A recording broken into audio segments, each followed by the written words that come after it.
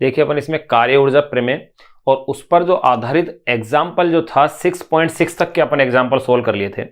अब इसके बाद नेक्स्ट जो टॉपिक अपन पढ़ेंगे वो है स्थिर ऊर्जा की अभिधारणा यानी कॉन्सेप्ट ऑफ पोटेंशियल एनर्जी।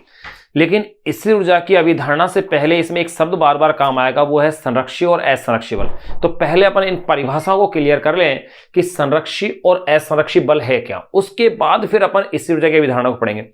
वैसे ये टॉपिक अपनी बुक में दे रखा है, यांत्रिक ऊर्जा संरक्षण के नाम से जो टॉपिक है उसके अंतर्गत इन तीनों परिभाषाओं को दिया हुआ है, संरक्षी और असंरक्षी बल की परिभाषाओं को। तो देखिए अब अपन पहले इसमें जानते हैं संरक्षी व असंरक्षी बल।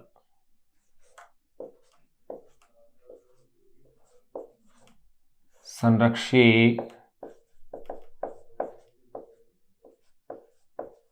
व असंरक्षी बल, संरक्षी व असंरक्षी बल यानी अपन कह सकते हैं conservative and non conservative force.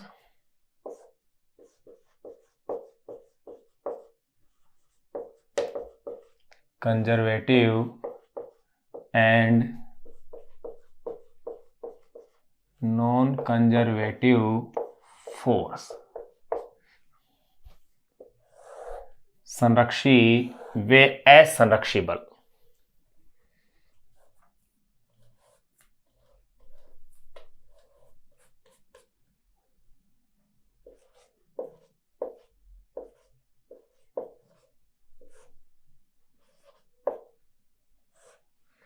संरक्षी वे असंरक्षी बल यानी conservative and non conservative force. तो देखो तीन डेफिनेशंस हैं, तीनों ही डेफिनेशंस अपन इसकी देंगे। देखो सबसे पहले अपन बात करेंगे डेफिनेशन फर्स्ट।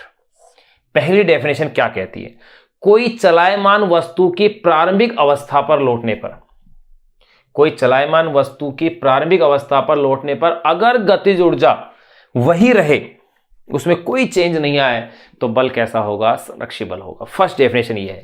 तो देखिए नंबर फर्स्ट, कोई चलायमान या गतिमान कह दे, कोई चलायमान वस्तु की प्रारंभिक अवस्था, कोई चलायमान वस्तु की प्रारंभिक अवस्था,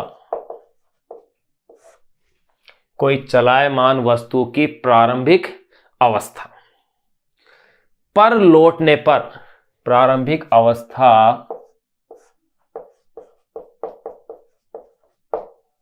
पर लौटने पर, कोई चलायमान वस्तु की प्रारंभिक अवस्था पर लौटने पर अगर गतिज ऊर्जा वही रहे, लौटने पर अगर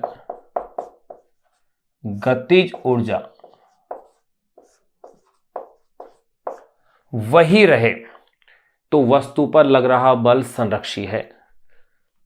लौटने पर अगर गतिज ऊर्जा वही रहे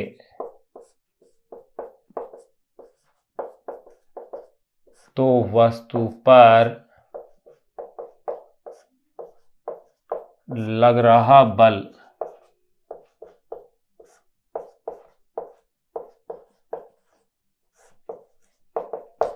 कैसा है, संरक्षी है।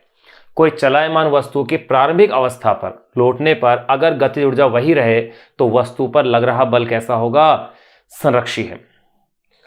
अगर गतिज ऊर्जा बदल जाए,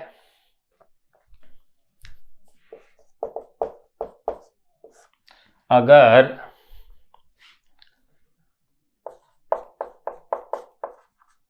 गतिज ऊर्जा बदल जाए यानी उसके मान में किस तरह कोई परिवर्तन आ जाए, तो असंरक्षी बल है।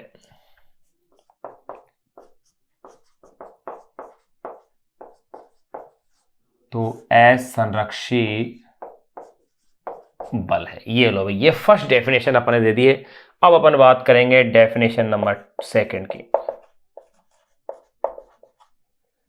डेफिनेशन नंबर सेकंड देखिए, फर्स्ट डेफिनेशन अपनी क्लियर हो गई।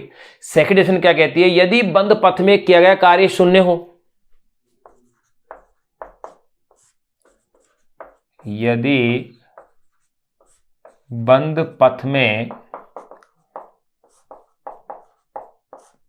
किया गया कार्य शून्य हो, यदि बंद पथ में किया गया कार्य शून्य हो तो वस्तु पर लग रहा बल शून्य हो, तो वस्तु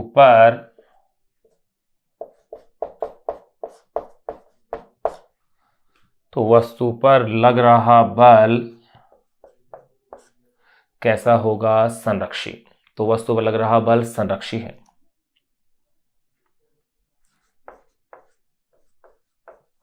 लग रहा बल संरक्षी है। यदि बंद पथ में क्या कार्य शून्य हो रहा हो उस बल के लिए, तो वस्तु पर लग रहा बल कैसा है? संरक्षी है। और यदि कार्य शून्य न हो तो असंरक्षी बल है। इसी में साथ साथ लिख दें, यदि कार्य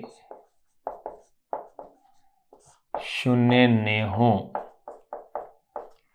यदि कार्य शून्य न हो तो बल कैसा होगा? असंरक्षी। यदि कार्य शून्य न हो तो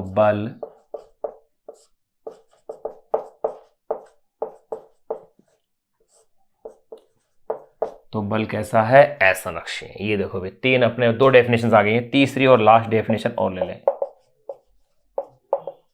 डेफिनेशन नंबर 3।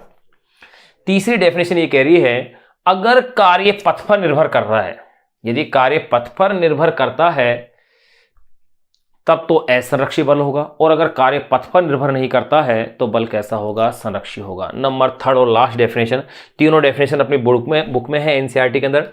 तीनों को अपन ने अपनी लैंग्वेज में इसको सरल रूप में लिखने का प्रयास कर रहे हैं। डेफिनेशन नंबर 3 मैंने अभी भी बताई, यदि कार्य पथ पर निर्भर नहीं करता है तो वस्तु पर लग रहा बल कैसा है? संरक्षी है। यदि कार्य पथ पर निर्भर नहीं कर रहा है, यदि कार्य पथ पर निर्भर नहीं कर रहा है या नहीं करता है, यदि कार्य पथ पर निर्भर नहीं करता है, चलो इसको ऐसा लिख देते हैं, यदि कार्य पथ पर निर्भर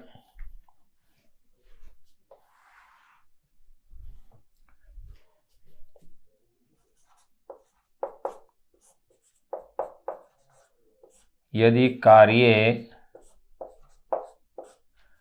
पथ पर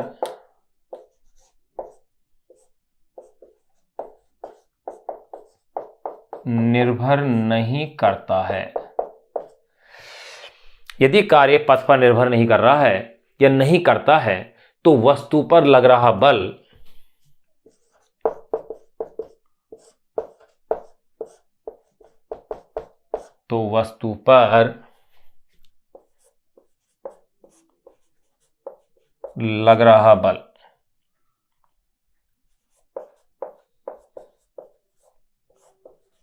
लग रहा बल कैसा है? संरक्षी है। यदि कार्य पथ पर निर्भर नहीं करता है तो वस्तु पर लग रहा बल संरक्षी है, तथा कार्य पथ पर निर्भर करता है तथा कार्य पथ पर निर्भर करता है तो वस्तु पर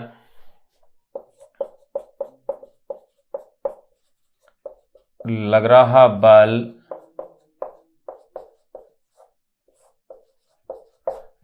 बल कैसा है? असंरक्षी है। ये लो, ये अपने तीनों डेफिनेशन दे दी हैं। अब इसे अपन एक सिंपल एग्जांपल से समझें। देखो, जैसे मान लिया यहां ये इस बिंदु से, किसी एक बिंदु से, चलो यहां इस पॉइंट पर, या यूं कह सकते हैं ए से मुझे किसी सी पॉइंट के ऊपर जाना था। अब इसको देखो, ऐसे, एक तो ऐसे जाया जा सकता है, ऐसे और ऐसे, एक ऐसे पथ से जाया जा सकता है। ये तीन मैंने पथ बना दिए हैं।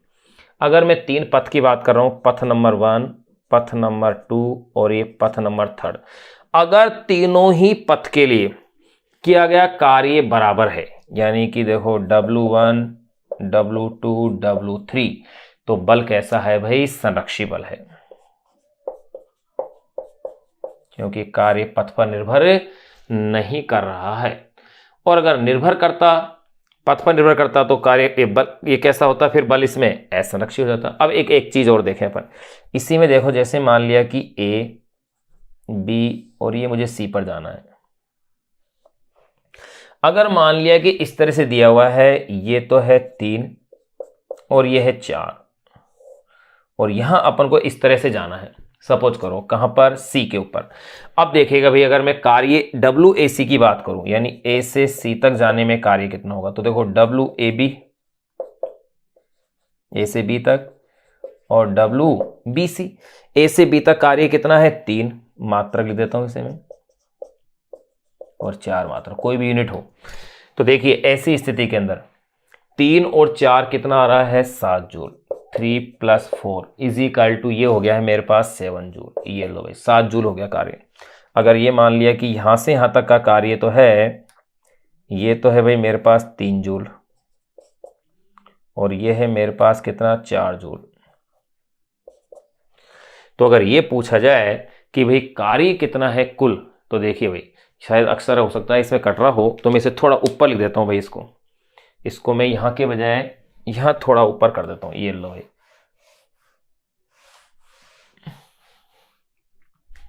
अगर अक्सर इसके आपका अगर कटता है तो इसे मैं थोड़ा सा ऊपर कर दूं, ताकि आपके लिए चीज क्या हो, क्लियर रहे। देखो भाई यहां अपन ने तीनों डेफिनेशन दे ली है। अब इसके आगे के पॉइंट को मैं ऐसे करता हूं, इसमें ऊपर लिख देता हूं, क्योंकि नीचे फिर अक्सर आपके कट रहे हैं। देखिए भाई तीनों डेफिनेशन आप नोट कर लें, इसका स्क्रीनशॉट ले लें, एज इट एज नोट कर लें आप। अब देखिए मैं आगे इसको कुछ एग्जांपल से इसको एक्सप्लेन करने का प्रयास करता हूं।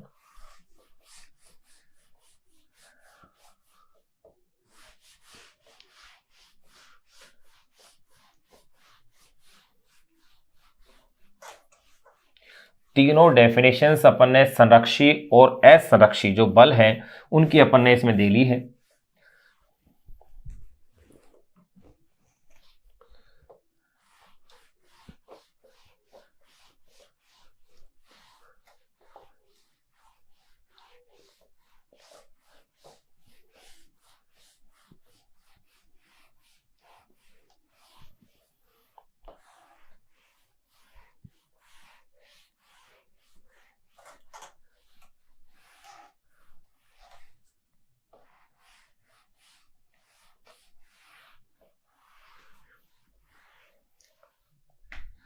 देखिएगा भाई, अगर मैं इस तरह से देखो वापस से बता दूं, यहां मुझे किसी एक पॉइंट ये है, इस पॉइंट से किसी पॉइंट यहां पर जाना है। इसके 3 पथ हैं, एक पथ ये रहा, नंबर 1, नंबर 2 और नंबर 3 ऐसे। अगर 3 रास्तों से जा रहे हैं अपन, 1 2 और 3, तो देखिए अगर तीनों के लिए वर्क सेम आ रहा है, W1 W2 और W3, तो इसका मतलब जो बल है वो कैसा है, संरक्षी बल है।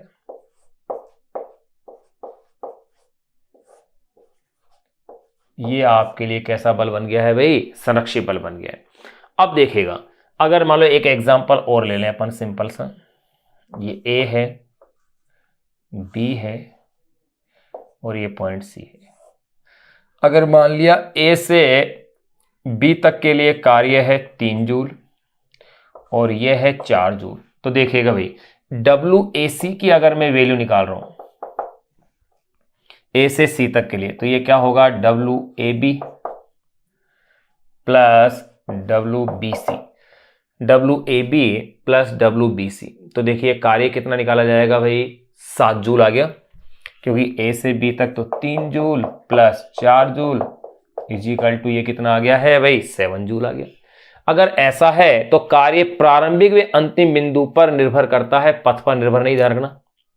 इसके अकॉर्डिंग तो 7 जूल आ रहा है कार्य, लेकिन एक्चुअली कार्य कितना है, प्रारंभिक और अंतिम बिंदु, प्रारंभिक बिंदु ये रहा, अंतिम बिंदु ये रहा, तो विस्थापन तो कितना होगा इसका, 5 ही होगा। भाई ये तो कितना होगा, 5 जूल आना चाहिए। तो ध्यान रहे ये आंसर अपने लिए क्या होगा, गलत हो जाएगा। अपन ये कह सकते हैं क्योंकि कार्य प्रारंभिक व अंतिम बिंदु पर क्या करता है, निर्भर करता है, पथ पर नहीं। तो मैं इसे लिखूंगा कार्य प्रारंभिक व अंतिम बिंदु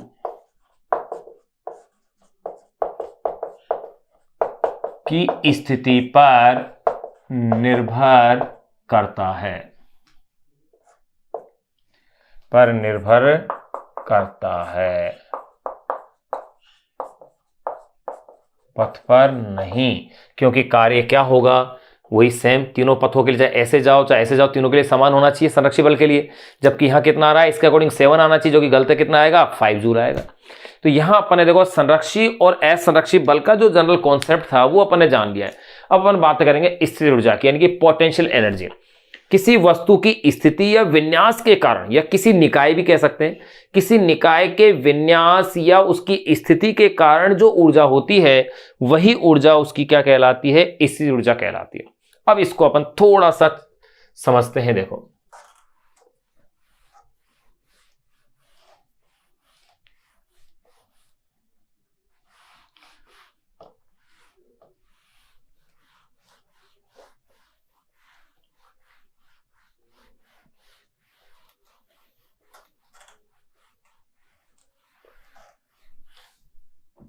अब देखिएगा, नेक्स्ट जो टॉपिक अपन डिस्कस करने जा रहे हैं वो है स्थिर ऊर्जा की अभिधारणा।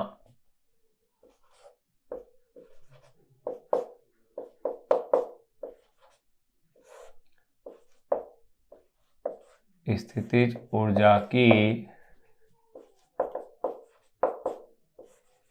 अभिधारणा।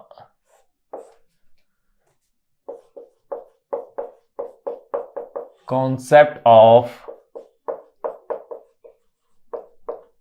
Potential energy. देखो भाई, स्थिर ऊर्जा संबंधी कुछ पॉइंट है जिनको कि अपन इस टॉपिक के अंतर्गत डिस्कस करेंगे। कौन कौन से पॉइंट है और क्या क्या है, तो देखो सबसे पहले तो अपन इसमें परिभाषा दें स्थिर ऊर्जा की, कि स्थिर ऊर्जा होती क्या है। क्या कहा मैंने, बल क्षेत्र में स्थित वस्तु की स्थिति या विन्यास में परिवर्तन के कारण जो ऊर्जा होती है वही उसकी क्या कहलाती है, स्थिर ऊर्जा कहलाती है। जैसे गुरुत्वीय स्थिर ऊर्जा स्थिति में परिवर्तन के कारण होती है, स्प्रिंग की जो स्थिर ऊर्जा होती है वो उसके विन्यास के कारण होती है। तो यहां अपन इन दोनों ही ऊर्जाओं का डिस्कस जरूर करेंगे। तो देखिएगा भाई, अब अपन यहां अगर बात करें तो अपन परिभाषा कैसे लिख सकते हैं, कह सकते हैं बल क्षेत्र में स्थित वस्तु, बल क्षेत्र में स्थित वस्तु, बल क्षेत्र में स्थित वस्तु अथवा निकाय में वस्तु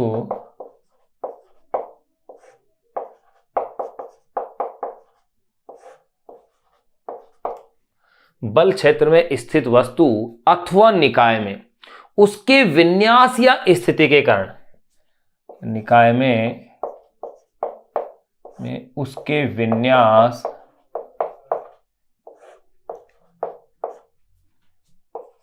या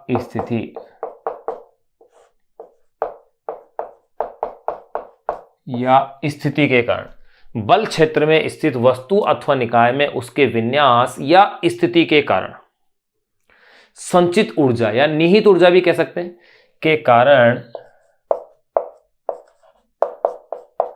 कारण संचित ऊर्जा के कारण जो संचित ऊर्जा है उस वस्तु अथवा निकाय की स्थिर ऊर्जा कहलाती है। संचित ऊर्जा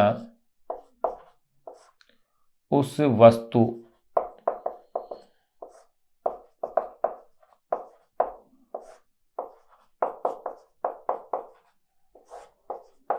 अथवा निकाय की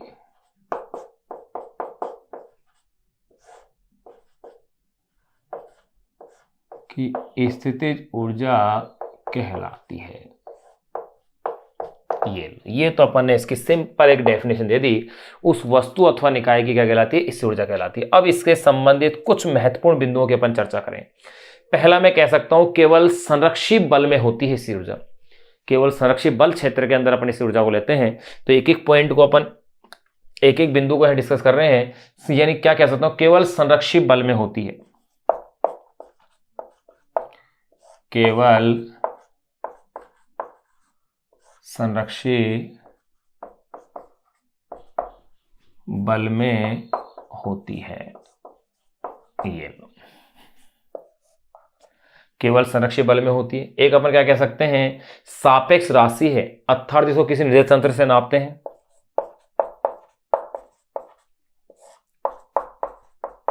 सापेक्ष राशि है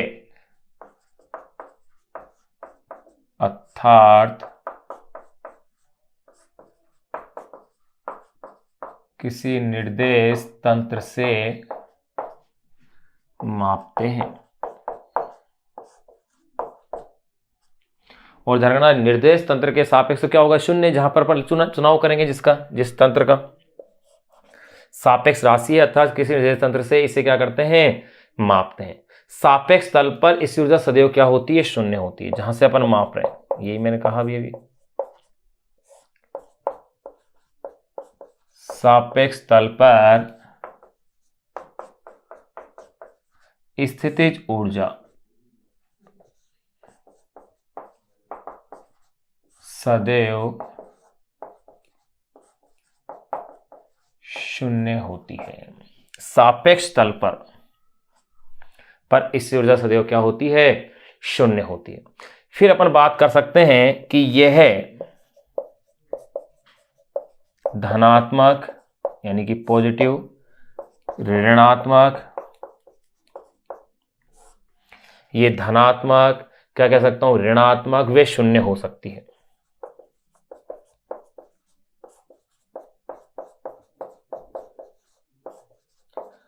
अगर आकर्षण बल है यानी कि एक प्रोटॉन एक इलेक्ट्रॉन, तो वहां इसकी ऊर्जा कैसी होगी, ऋणात्मक। और अगर प्रतिकर्षण का निकाय है जैसे कि प्रोटॉन प्रोटॉन, तो वहां कैसी होगी, धनात्मक। तो मैंने क्या कहा, ये धनात्मक, ऋणात्मक, वे शून्य हो सकती है। संरक्षित बल क्षेत्र की अगर अपन बात करें तो देखो भाई,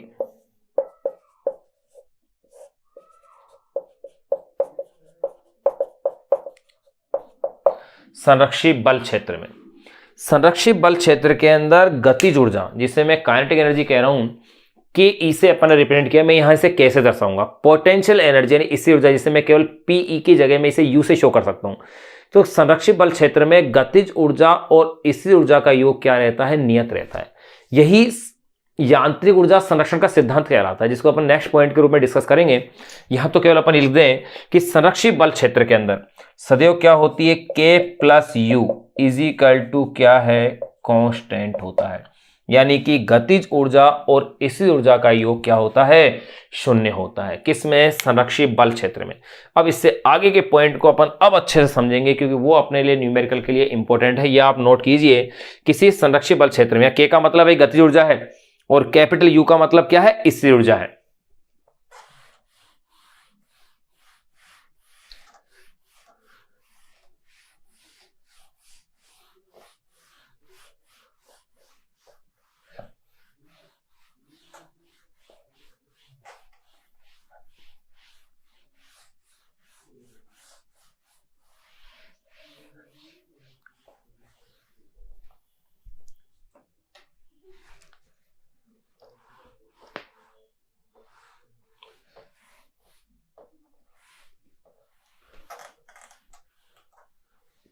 देखिए भी मैंने क्या कहा है, किसी भी संरक्षित बल क्षेत्र में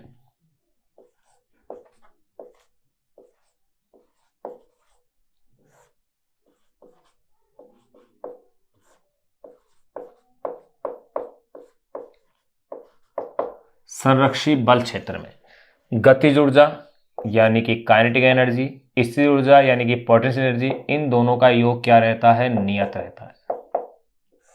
एक ऊर्जा बढ़ेगी दूसरी घटेगी, एक घटेगी दूसरी बढ़ेगी, यानी कुल यांत्रिक ऊर्जा का मान क्या रहता है, नियत रहता है। K plus U is equal to क्या रहता है, इसमें कांस्टेंट रहता है। अब देखिएगा, अगर ऐसा है, अगर मैं इसे परिवर्तन के रूप में लेना चाहूं तो मैं इसे यूं कह सकता हूं, delta K plus delta U is equal to 0। भाई कांस्टेंट का तो अवकलन या कह सकते हैं परिवर्तन क्या है, 0 है। यानी कि मैं इसे यूं भी कह सकता हूं फिर तो भाई डेल्टा के इज इक्वल टू माइनस क्या हो गया है डेल्टा यू। अगर ऐसा है तो अब आप गौर कीजिएगा, डेल्टा के यानी गतिज ऊर्जा में परिवर्तन, गतिज ऊर्जा में परिवर्तन कार्य ऊर्जा प्रमेय के अनुसार, कार्य ऊर्जा प्रमेय के अनुसार गतिज ऊर्जा में परिवर्तन किसके तुल्य था, किए गए कार्य के, यानी कि W is equal to delta K. तो एक ही इक्वेशन अपने पास अच्छी सी बन सकती है, तो यूं कह सकते हैं कि किया गया कार्य W इज इक्वल टू गतिज ऊर्जा में परिवर्तन इज इक्वल टू ये डेल्टा यू। ये लो, ये इक्वेशन ध्यान रखनी है आपको, महत्वपूर्ण इक्वेशन है।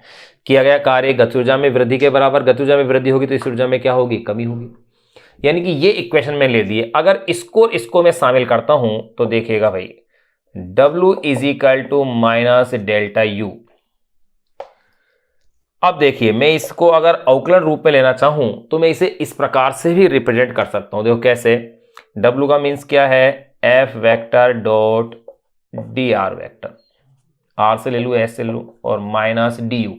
इससे ऊर्जा ऋणात्मक राशि है, यानी कि मेरे पास इक्वेशन क्या बन गई है F vector is equal to minus D U upon में डी आर वेक्टर। ये लो, ये जो इक्वेशन मेरे पास आ गई है, ये इक्वेशन क्या कह रही है कि बल जो है वो स्थितिज ऊर्जा की ऋणात्मक प्रवणता के बराबर है। यही कह सकते हैं अतः स्थितिज ऊर्जा का स्थिति के साथ जो परिवर्तन है, परिवर्तन की जो दर है, उसका संख्यात्मक जो मान है वो बल के क्या होता है बराबर होता है। तो आप कह सकते हैं अतः स्थितिज ऊर्जा का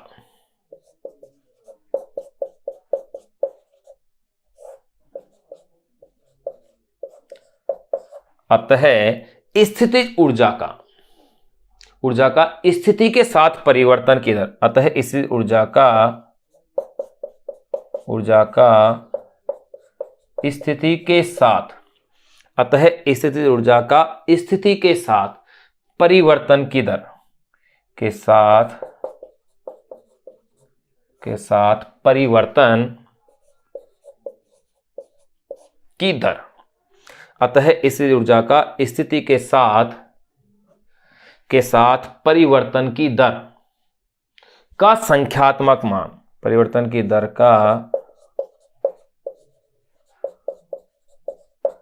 का संख्यात्मक मान किसके बराबर है भाई, बल के बराबर होता है, F के।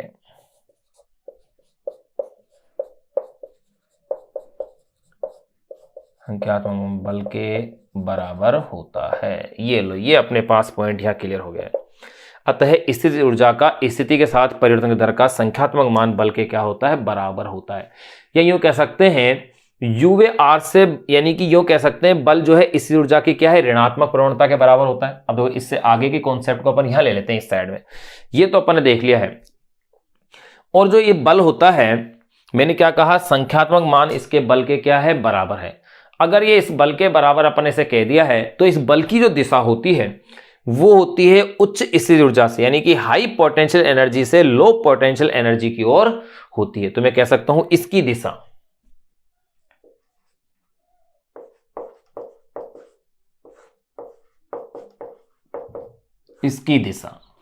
हाई पोटेंशियल एनर्जी से, इसकी दिशा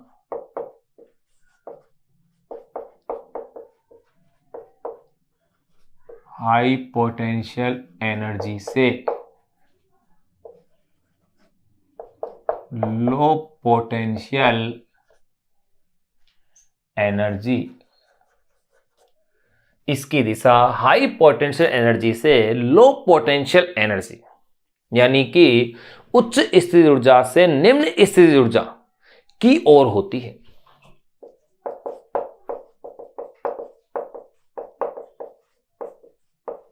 इसी में एक तथ्य और मेरे पास निकल के आता है, वो ये निकल के आता है अगर मैं F और R में U और R में अगर ग्राफ खींचता हूं तो उस ग्राफ की जो ढाल है वो किसको दर्शाएगी, बल को दर्शाएगी। तो मैं कह सकता हूं U वे R से बने, R यहां पर स्थिति है, U वे R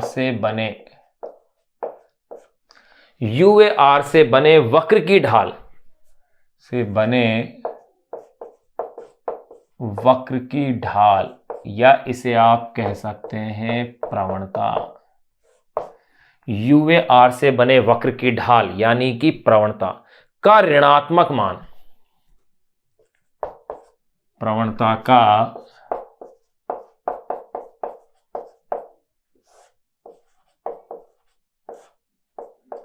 का ऋणात्मक मान बल के बराबर होता है, बल के बराबर होता है। अब देखिएगा ये जो मेरे पास D/dr आया है, ये है क्या? देखो इसको अपन क्या क्या कह सकते हैं, यहां D/dr ये तो पूर्ण अवकलन है। इसे मैं कह सकता हूं किस किस रूप से? इसे मैं कह सकता हूं ग्रेडियंट भी, यानी कि इसे ही मैं कह दूंगा क्या? प्रवणता।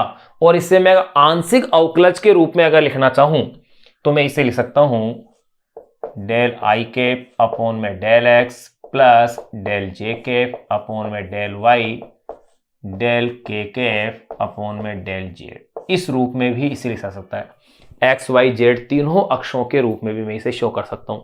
और इसे ही कह सकते हैं अपन, ये लो, डेल संकारक, यूं कह सकते हैं डेल सदिश संकारक अपन कह सकते हैं। तो ध्यान रखना मैंने क्या क्या कह दिया है यहां, इसलिए F vector is equal to, देखेगा माइनस का साइन तो मेरे साथ है, ये D/dr यानी कि ऋणात्मक u। एक तो इक्वेशन ये बन गई है एफ के लिए, एक इक्वेशन ये बन जाएगी माइनस ये लो ग्रेडियंट कह दो या प्रवणता,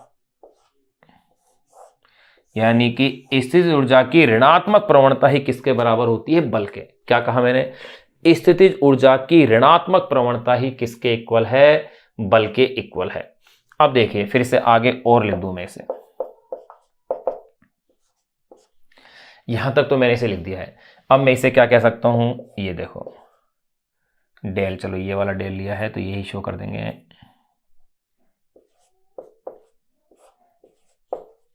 डेल एक्स प्लस डेल जे कैफ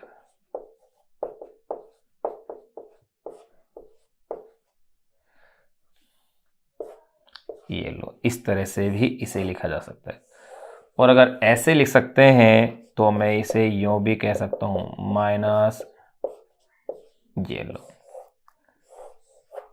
यहां ये क्या बताया मैंने? डेल सदिश संकारक, यानी इस रूप में अपन इस ऊर्जा को क्या कर सकते हैं? व्यक्त कर सकते हैं। अब देखिएगा फाइनली मैं इसे और कैसे ले सकता हूं। मेरे पास ये आया है F vector is equal to minus DU/में dr वेक्टर। तो इसका मतलब अगर मेरे को बल दिया हुआ हो और मुझे इससे ऊर्जा ज्ञात करनी हो तो मैं इसे यूं ले सकता हूं, U इज इक्वल टू, ये समाकलन कर दीजिए F vector dot dr vector.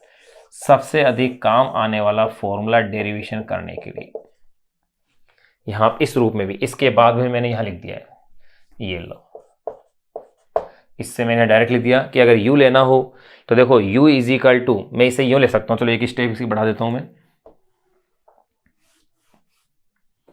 मैं इसे कह सकता हूं ऐसा, minus DU is equal to F vector dot dr vector, या DU is equal to F vector dot dr vector. अगर U फाइंड आउट करना है तो इसका इंटीग्रेशन कर दीजिए, ये लो। जो लिमिट दे रखी होगी कहां से कहां तक, उस लिमिट को अपन को क्या कर लेना है? इसमें फॉलो अप कर लेना है। यहां ये अपना पॉइंट, इससे ऊर्जा की अभिधारणा अपन ने कंप्लीट कर लिया है, जिसको कि अपन इस रूप में, आप इसका एक बार स्क्रीनशॉट ले लें। यहां आप देखें ये वाला जो पॉइंट है ये सारे इंपॉर्टेंट है। मैं इसको कैसे लिख सकता हूं? U से मल्टीप्लाई करके भी लिख सकता हूं मैं भाई इसे। कैसे? F vector is equal to I cap del U/में del X plus J cap del U/में डेल वाई, यानी कि इसके घटकों के रूप में भी मैं इसे शो कर सकता हूं। कंपोनेंट्स मतलब एक एक्स वाई जेड अक्ष के रूप में बल को भी मैं ले सकता हूं।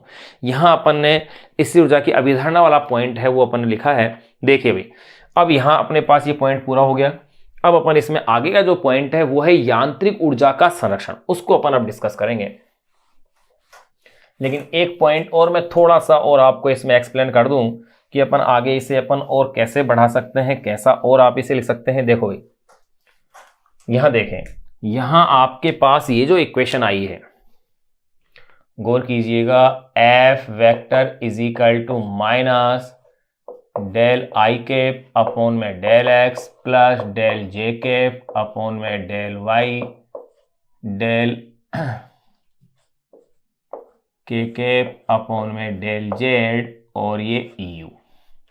इसे मैं ऐसा भी लिख सकता हूं, minus I cap del U upon में del X plus J cap del U upon में डेल वाई